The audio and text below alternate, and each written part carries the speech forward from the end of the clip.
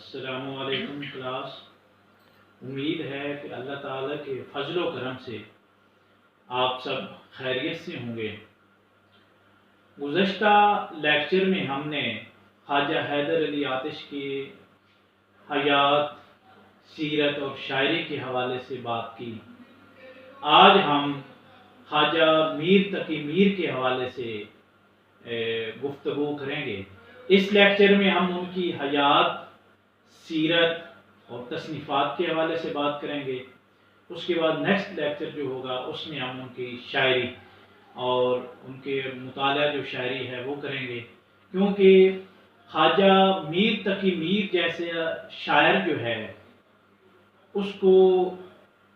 ایک لیکچر میں سمونا، اس پر بحث کرنا ناممکن ہے۔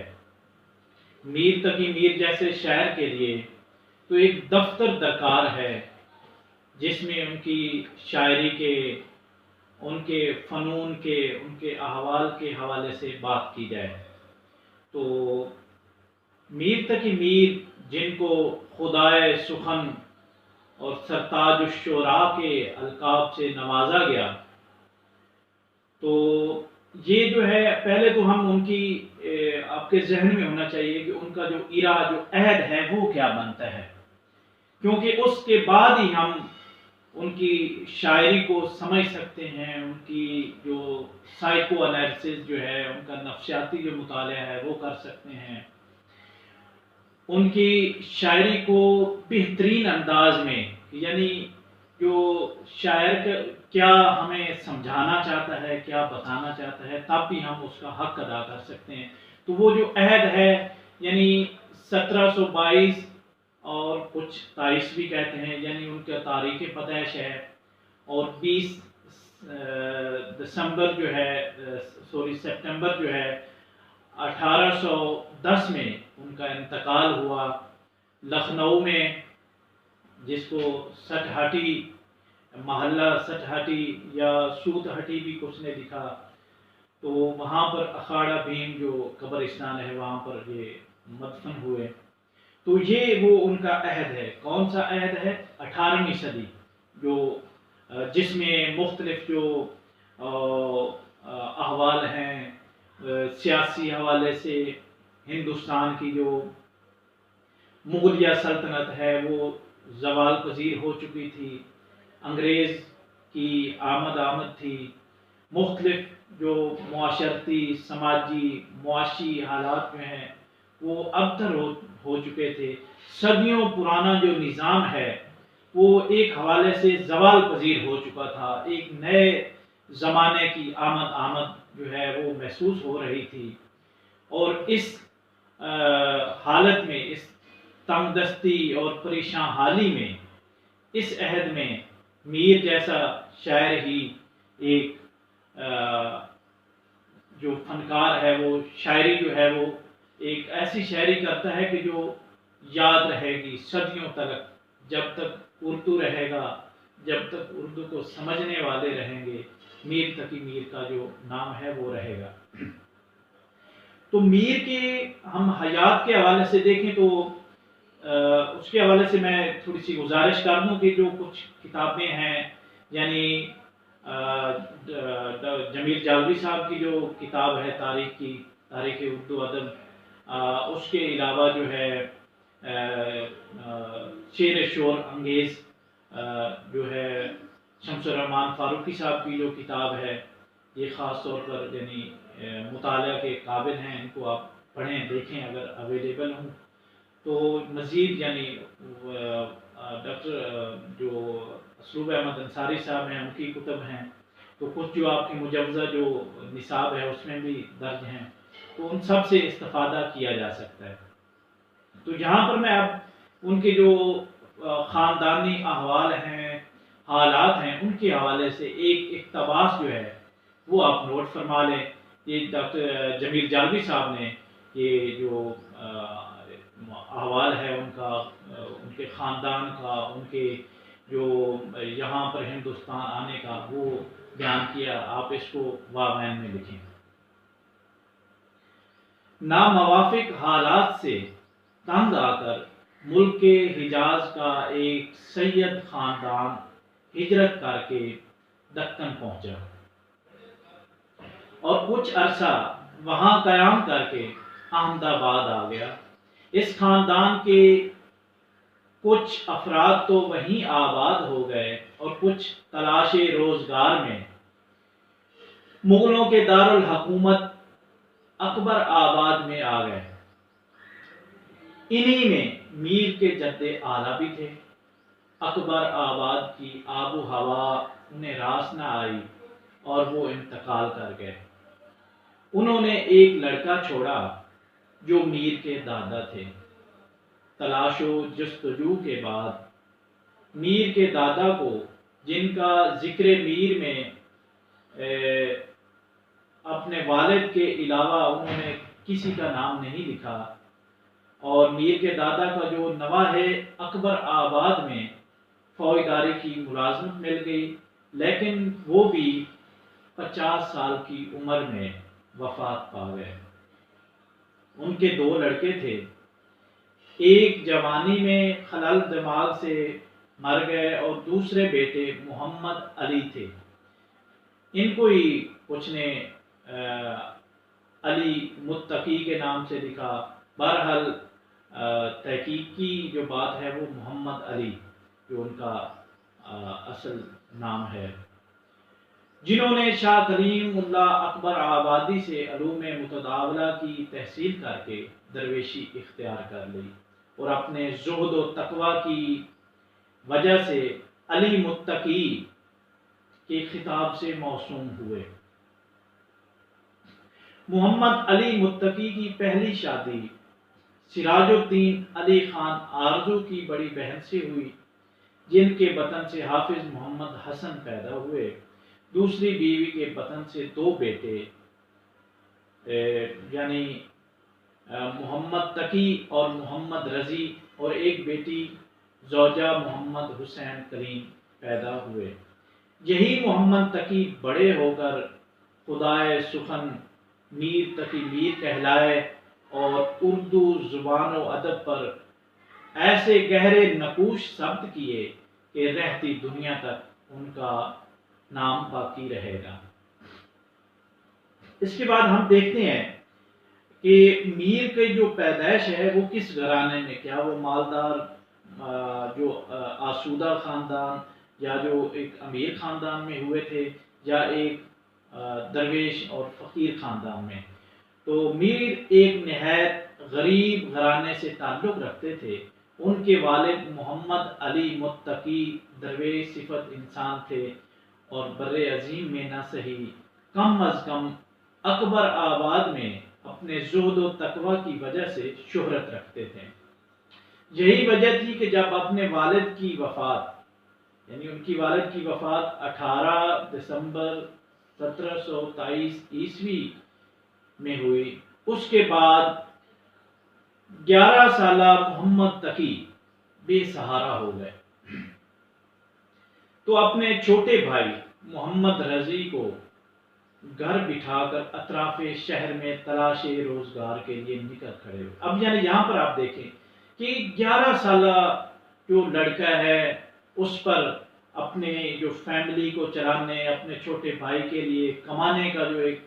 بوجھ ہے، دباؤ ہے، وہ آ گیا، اور وہ اس عہد میں ہی اس فکر میں ہو گیا کہ روٹی کہاں سے کھانی ہے،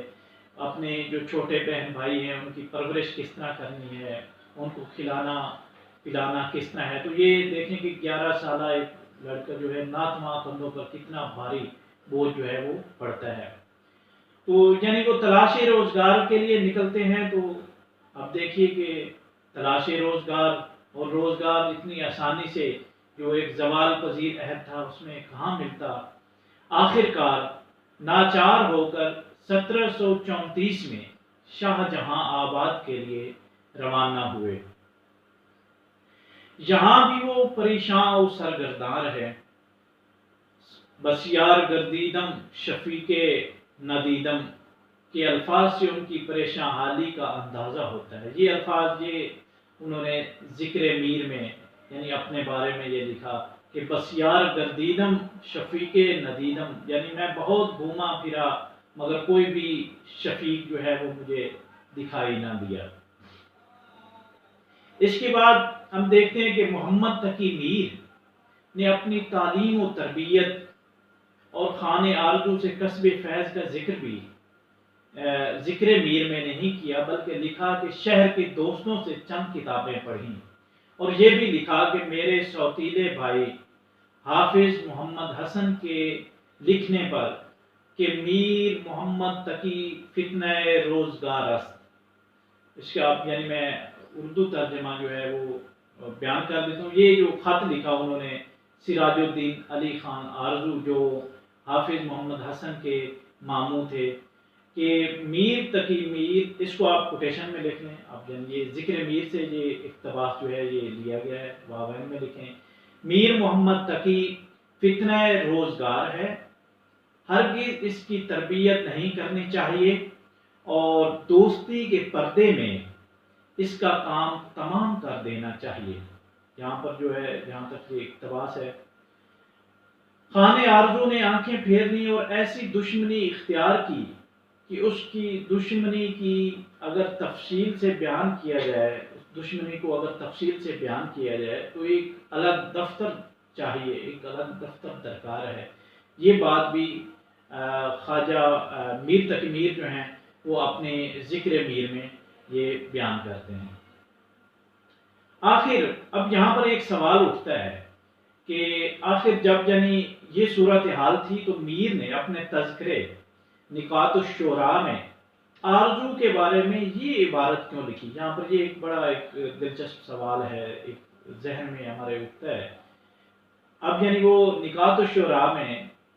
سراج الدین علی خان آرزو کے بارے میں یوں لکھتے ہیں کہ اس فن بے اعتبار کو ہم نے اختیار کیا ہے،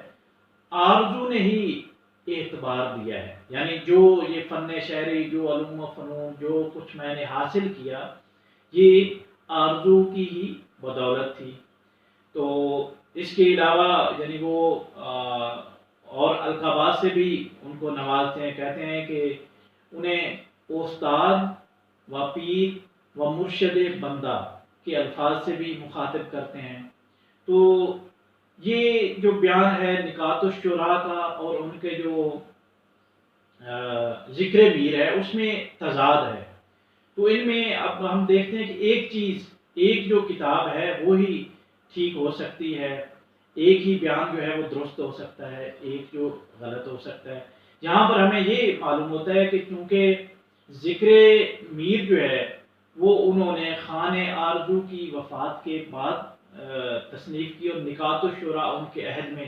تو ذکر میر جو ہے وہ ان کی وفات کے بعد لکھی گئی، اور اس وقت چونکہ خانِ آرزو تھے نہیں تو وہ تردید یا تائید بھی نہیں کر سکتے تھے، اور اسی وجہ سے کچھ جو محققین نے یہ کہا کہ ان کے پاس رہنے اور کچھ اختلافات کے بعد یعنی 6-7 سال کا عرصہ جو ہے میر تقی میر خان آرزو کے ہاں رہے، تو یہ ہو نہیں سکتا کہ ان کے پاس وہ رہے ہوں اور پھر خالی ہاتھ رہے ہوں۔ جو علوم و فنون، کتب، تربیت انہیں وہاں میسر تھی وہ کہیں اور نہیں ہو سکتی تھی۔ تو یہ ساری تربیت جو ہے جس کی وجہ سے میر تقی میر اتنے مقام تک اور شعر و سخن میں ایک نام پایا، تو یہ انہی کی تربیت کا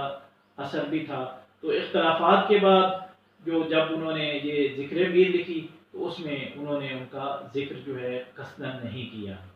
تو ایک بات یہ ہمارے سامنے آتی ہے۔ تو میر کی زندگی اور حیات میں ان کے جو ایک بیماری، جنون کی جو بیماری ہے، وہ ہمیں علم ہوتا ہے کہ وہ ایک خاندانی بیماری کے طور پر ان کے ایک چچا کا جو انتقال ہے وہ بھی اسی مرض میں ہوا۔ میر جو ہے وہ خود جو ہے جنون کی مرض میں تقریباً 1 سال سے زیادہ عرصہ تک رہے۔ تو میر نے جنون کی حالت میں ہی خانِ آرزو کے مشورے سے ریختہ گوئی شروع کی، اور جنون جو ہے وہ میر کا خاندانی مرض تھا، اور ان کے چچا بھی اسی بیماری میں چونکہ انتقال کر گئے تھے، تو میر خود 1 سال سے زیادہ کے عرصے میں وہ اس مرض میں مبتلا رہے۔ تو میر کے جنون کے عالم کی ایک جو یادگار ایک غزل اور ملتی ہے، اس کا مطلب آپ سنیں کہ فرماتے ہیں: ہمارے آگے تیرا جب کسوں نے نام لیا، دل ستم زدہ کو اپنے تھام تھام لیا۔ تو ایک یعنی یہاں پر اس سے ظاہر ہوتا ہے کہ انہوں نے اشعار جو ہیں وہ جب وہ خانے آرزو کے پاس تھے تو تب ہی لکھنا شروع کر دیے کہ ریختہ کی طرف ان کی توجہ ہو گئی تھی، فارسی جو ہے وہ بھی کرتے تھے اور ریختہ گوئی جو ہے وہ بھی اختیار کر لی تھی۔ تو اس کے بعد یعنی میر جو ہے وہ ان کی حالات جو ہے وہ زندگی مختلف جتنے سفر، یعنی آپ یہ سن کر حیران ہوں گے کہ جتنے سفر میر تک میر نے اختیار کی اتنے کسی اور شہر نے نہیں کیے۔ میر کبھی یہاں اور کبھی وہاں تلاش روزگار میں، کبھی کہیں نوکری کی تلاش میں، کبھی اس شہر میں کبھی اس شہر میں۔ تو اپنے 90 سالہ جو ان کی جو زندگی ہے وہ مختلف مصائب و عالم سے بھری پڑی ہے۔ تو اسی میں طرح انہوں نے ان کی جو شاعری ایک طرح کی ایک تاریخ بھی ہے، جس میں وہ اپنے جو اس عہد کے سنگین جو واقعات تھے، اثرات تھے، جو بالکل تکلیف دہ واقعات رونما ہوئے، تو ان کے جو اشارہ جو ہے وہ بھی ان کے اشعار میں ملتا ہے۔ جس طرح ایک واقعہ جو اماد الملک نے احمد شاہ کو قید کر کے 2 جون 1754 کو آنکھوں میں سلائیاں پھیر کر اندھا کر دیا تھا، تو میر کا یہ درج ذیل جو مشہور شعر ہے یہ اسی واقعے کی طرف اشارہ کرتا ہے کہ شعر سنیے کہ شہاں کے کوہلے جواہر تھی خاک پا جن کی، شہاں کے کوہلے جواہر تھی خاک پا جن کی، انہی کی آنکھوں میں پھرتے سنائیاں دیکھیں۔ تو اس شعر کے پس منظر میں یہی واقعہ ہے جب احمد شاہ کو قید کر کے اس کی آنکھوں میں سرائیاں پھیر دی گئیں۔ تو اس کے بعد یعنی میر نے یہ بھی لکھا کہ میں اس سفر وحشت میں احمد شاہ کے ہمراہ تھا، جو جس کے بعد جو ہے احمد شاہ کو قید میں کیا گیا اور ان کی آنکھوں میں سرائیاں پھیر دی گئیں، اور اس کے بعد جو ہے میر ایک گوشہ نشین سے ہو گئے، گوشہ نشینی انہوں نے اختیار کر لی۔ اچھا، اب یہاں پر آپ ایک اور اقتباس جو ہے وہ نوٹ فرما لیں۔ یعنی اب ہم یہ دیکھتے ہیں کہ 18ویں صدی کا وہ عہد کون سا تھا جب یہ میر جو ہے بڑھ رہے تھے، جوانی کی طرف چل رہے تھے۔ تو اپنی ابتدائی 11 سالہ عمر سے لے کر آگے کی تمام جو عمر ہے وہ مشکلات، مصیبتوں اور دکھوں سے ان کی بھری پڑی ہے۔ تو یہ ایک اقتباس جو ہے یہ آپ نوٹ کریں کہ 18ویں صدی عیسوی کے اس ماحول میں پراگندہ روز، پراگندہ دل اور بے دماغ اور انا پرست میر کے علاوہ کوئی اور ہوتا تو پس کر رہ جاتا، لیکن میر کی ہمت اور اس کی جو دھڑکن ہے اور ان کے اپنے جو خون میں ان کی جو بہادری شامل تھی، تو انہوں نے اپنی شاعری جو ہے اس میں وہ تمام جو درد ہے اس کو سمو دیا ہے۔ آپ یعنی یہ جو اقتباس ہے اس کو جہاں تک ختم کریں، یہ دوبارہ میں بول دیتا ہوں کہ 18ویں صدی عیسوی کے اس ماحول میں پراگندہ روز، پراگندہ دل، بے دماغ اور انا پرست میر کے علاوہ کوئی اور ہوتا تو پس کر رہ جاتا، لیکن میر کی جو دھڑکن کو اپنے خون میں شامل کر کے اسے اپنی شاعری میں سمو دیا۔